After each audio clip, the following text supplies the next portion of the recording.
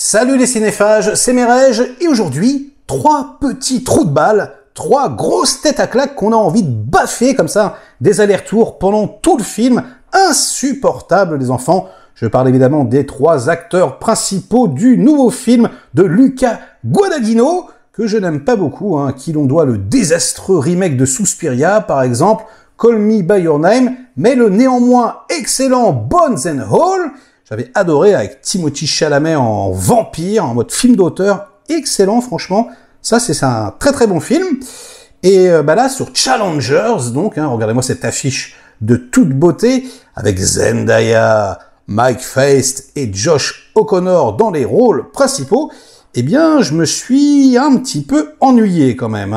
On m'avait promis un film extrêmement sulfureux. Ouais, les jeunes, ils ont peur du sexe, donc il n'y a plus de sexe dans les films. Et là, c'est un truc à l'ancienne. Voilà, on va vous remettre vraiment le côté sulfureux. Ils vont tous coucher ensemble et tout. Waouh! Un triangle amoureux. Zendaya, tout le monde à poil. Mais allons-y, allons-y. Et publicité mensongère. Il n'y a pas du tout, mais alors pas du tout de scène de sexe, les enfants. Mais le génie, entre guillemets, du réalisateur, c'est en fait... parce qu'ils sont tous tennisman ou d'ex-tennisman. Voilà, donc on va suivre en gros un match entre les 2 protagonistes principaux qui va être entrecoupé de flashbacks. Comme ça, on va comprendre un petit peu les tenants et les aboutissants de l'histoire. En fait, ce match, il est traité comme une énorme scène de sexe. Et vas-y donc, pour le spectateur, le moindre échange entre les 2 sportifs, quelque part, est la métaphore d'un coït sulfureux, c'est incroyable. Vont-ils coucher ensemble? Vont-ils s'avouer leur homosexualité? Oh là là, c'est incroyable. Ce qui est très marrant aussi par rapport au tennis, moi j'adore le tennis, quand on regarde un match, il y a énormément de suspense. Il y a énormément de retournements de situation, avantages, etc. Voilà, on reprend la main, on reprend le service, on fait le break, et donc, vous l'avez sûrement vécu si vous êtes fan comme moi de ce sport, on passe par des états, mais genre c'est incroyable, quoi. Il y a vraiment des mecs, on a l'impression qu'ils sont en train de mourir et ils reprennent le dessus. Enfin voilà, il y a un suspense de tous les instants.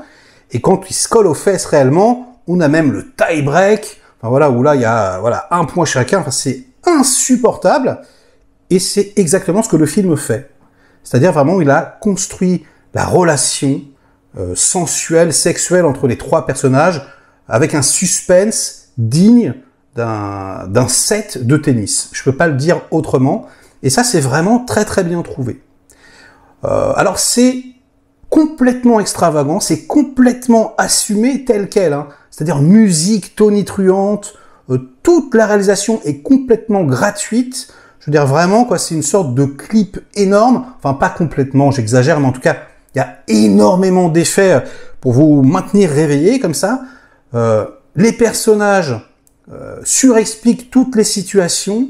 C'est vulgaire comme jamais. Enfin, c'est un cinéaste vulgaire, mais là, les petits amis, ne cherchez aucune subtilité.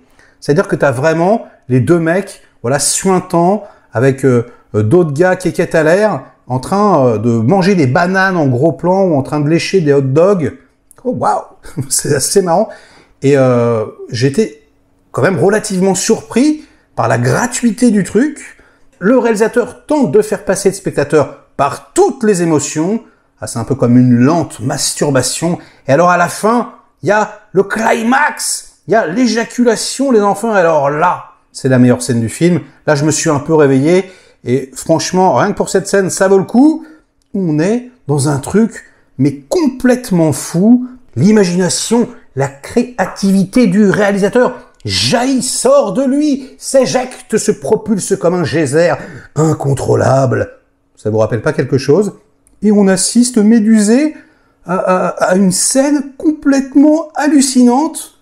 Il y a des plans de cinéma complètement inédits. Par exemple, un POV sur la balle de tennis, s'il te plaît. Donc ouais, la caméra subjective de la balle de tennis. C'est complètement dingue. Et la finalité, le dernier plan, très très drôle, finit de rassasier le spectateur. D'ailleurs, j'en profite pour dire que les spectateurs ont pas mal apprécié, ça rigolait, c'était bien dedans, et je pense que oui, ça fait son petit effet. C'est complètement tonitruant. encore une fois avec la musique à fond, etc. Sauf que j'ai trouvé ça un peu creux, les enfants, un peu vain. Déjà, on comprend tout de suite, voilà, au bout de 4 minutes, et le film est très long. Et donc, on s'endort vraiment, à un moment donné, on est là en train de se dire, mais bon, vous allez coucher ensemble, nom de Dieu, c'est bon, on a compris que c'était ça, l'aboutissement du truc, allons-y! Je me suis ennuyé, et surtout, j'ai trouvé les 3 protagonistes complètement cons. Mais on a envie de les frapper. Ils sont méchants. Ils usent de tous les coups bas pour arriver à leur fin. Et dans le match, et dans la relation. Voilà, ils se plantent des poignards dans le dos. Ils ne sont pas du tout sympathiques. On n'a pas du tout envie de les aimer. Mais vraiment. Et puis, au bout d'un moment, ça tourne au ridicule. Les flashbacks n'aident pas non plus. À un moment donné, parce que voilà, ça se passe sur, je crois, sur 15 ans, ou même un peu plus, on traite Zendaya de MILF, si tu veux. Alors, moi, j'étais mort de rire, c'est pas possible. Donc, ça fonctionne pas vraiment, mais oui, au niveau de la réalisation, il y a plein de très très bonnes choses.